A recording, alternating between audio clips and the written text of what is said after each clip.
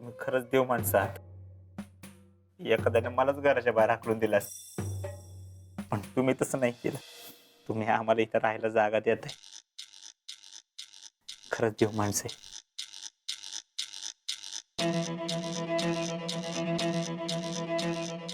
आता तुम्ही म्हणताय म्हणून आम्ही इथं राहतो.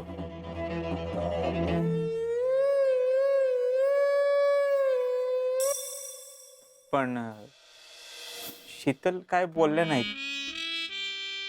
त्यांची काही इच्छा नाही का अशी?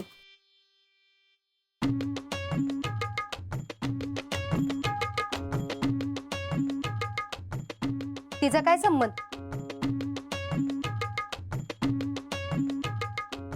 पुष्पे, आहो म्हणजे ती कशी सून म्हणून ह्या घरात बाहेर ना आली, तसं तुम्ही बी येऊ शकता की, राहू शकता.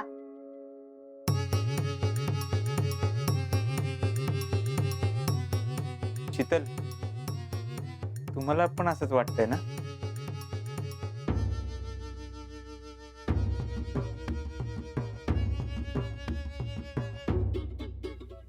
हा राहावा की. आता अडचणच अशी आहे, त्याला कोण काय करणार. नाही म्हणजे सगळे म्हणतात म्हणून तुम्ही पण म्हणताय, असं काय नाही ना? आहो नक्की नक्की, आता ती म्हणलीच की.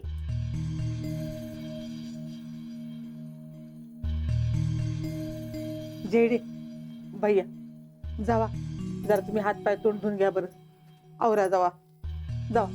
होय, मी पण येतो बाहेर जाऊन. माझी एक दोन काम आहेत तेवढी करून येतो. हा, तुम्ही आवरा.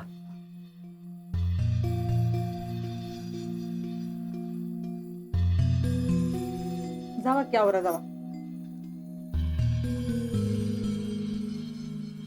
चला चला, हात पाय धुवून घ्या, या.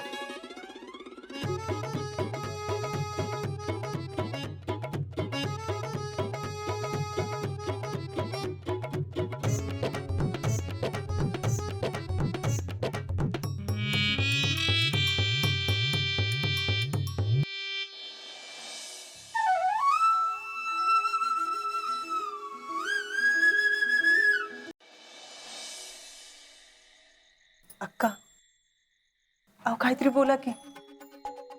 मी जर असं शांत बसलं तर आमच्या मनात बेवगाच काहीतरी येत राहते.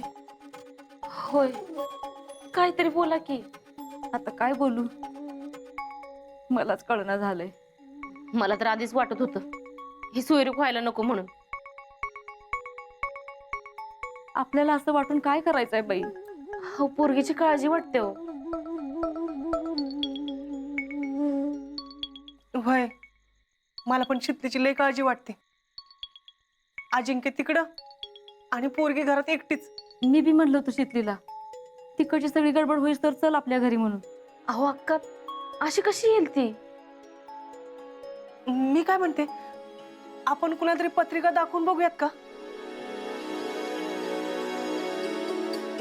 होय, तसंच करूयात बघ. बघू काय उपाय सांगतेत का. तुम्हाला जेवढी पोरगीची काळजी आहे ना, तेवढीच काळजी मला पण आहे. पण ह्या सगळ्या परिस्थितीला शीतलीला एकटीलाच तोंड दिलं पाहिजे. आणि आपली शीतली आहे तशी, ती घेईल सगळं सांभाळून. अगं व्हाय, पण तो भैया त्या घरात राहणार तरी किती दिवस? काय माहित. आणि त्या पुष्पाला तर लई कौतुक त्या जावयाचं. नाहीतर काय, लग्नाच्या आधीच माझा जावय म्हणून गावभर हिंडत होत्या. आता तर काय विचारलंच नको. तेच की, अगं आमच्या समोर बी म्हणली पुष्पा, राहावा पाहिजे तेवढं म्हणून. पण नाना, आता काय भैया कायमचा तिथे राहतो का काय? काय माहित.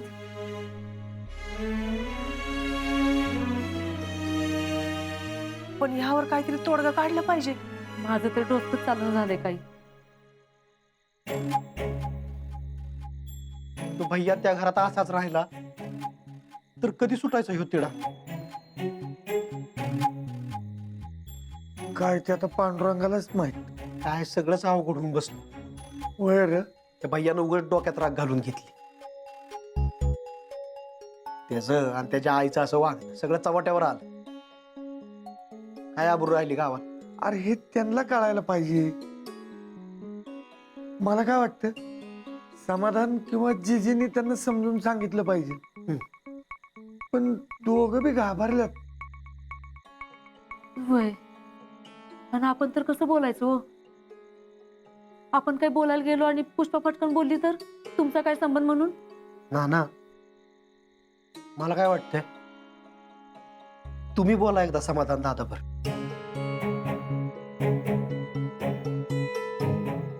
शीतलीची काळजी वाटते हो. का असं करूया, मी जाऊन घेऊन येतो तिला इकडं. वय बरोबर आहे जितू भाऊजी तुमचं. आपली पोरगी आपल्या घरात राहिली म्हणजे कसलं टेन्शनच नाही. हा मला पण तुमचं म्हणणं पटतंय. अरे थांबा जरा, शांत व्हा. किती काथेकूट करता एखाद्या गोष्टीचा. मला मान्य आहे, आपलं आपल्या पोरीवर प्रेम आहे. तिला कुठली अडचण येऊ नये असं आपल्याला कायम वाटतं. समजा तिला काय अडचण आलीच तर आपण तिच्या पाठीमागं उभं राहूच की. पण त्याबरोबरच त्या घराला पण तिची गरज आहे. अरे आपण आपल्या पोरीचा जसा विचार करतोय तसा त्या पोरीचा, जयश्रीचा पण विचार करा की जरा.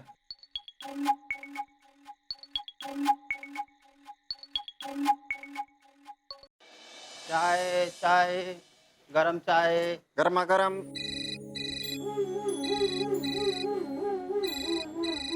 अगं बाई ह्यांचा चाला की. हॅलो. शितले, काय चाललं? काय नाही, आता आवरलं आणि आता आपल्या खोलीतून बसले. बाकी कुठे आहेत सगळे? बाकीचे आहेत की बाहेर. कसं काय आहे सगळं? हाय ठीक आहे समजा. तुम्ही कुठं पोचला? अगं आता एमपीत आलोय. जेवण झालं का? हा खाल्लंय थोडं, पण म्हणजे मनच लागणं झालंय शितले. गेल्यापासून तिकडच ध्यान आहे बघ सगळं. मला सांग, मी गेल्यावर काय बोलणं झालं? नाही हो काय नाही. आणि भैया घरातच आहे अजून? हाय की. तेव्हा कुठं जातोय? मग अशी बाहेर जायचा काहीतरी विषय चालला होता, पण मामींनी अडवलं. शितले, मला वाटतं मी उगाच आलो बे इकडं. मला काळजी वाटायला लागली तुझी. अहो माझी काळजी करण्यासारखं काय आहे तेव्हा? घरातली सगळीजण हितच आहेत की. निघाल्यापासून डोक्यात विचारच येणं झालाय दुसरा. तुम्हाला तर ना सवयच लागली उगाच काळजी करत बसायची. अहो मी आहे की इथं, मी सांभाळून घेईन सगळं. अगं पण भैयाची आई काय म्हणली आठवते ना तुला? सगळं तुझ्यामुळे झालं असं म्हणून मोकळी झाली. त्या म्हणल्या म्हणून काय फरक पडतोय वय? अगं मामीने तेच डोक्यात ठेवलं तर? नाहीतर कोणीतरी त्यावरून तुला काय बोललं तर? अहो नाही बोलत कोण. आणि तसं बी मी माझी कामं करीन आणि इथं येऊन बसीन खोलीत, मग तर झालं ना. आता जाऊ दे 4 दिवस, काय ना काहीतरी मार्ग निघालच. आणि होय शितले, तो तुला काय बोलला तर तू उलट बोलायला जाऊ नको. तो मला कशाला काय बोलतोय तेव्हा? अगं तेच मुद्दा म्हणून काहीतरी बोलल त्यो. नाही बोलणार काय, मी शांत राहते. शितले ठेवू का? ट्रेन निघाली, रेंज जाईल, परत आवाज येणार नाही काय? आणि काळजी घ्या. वय, आणि तू बी काळजी घे.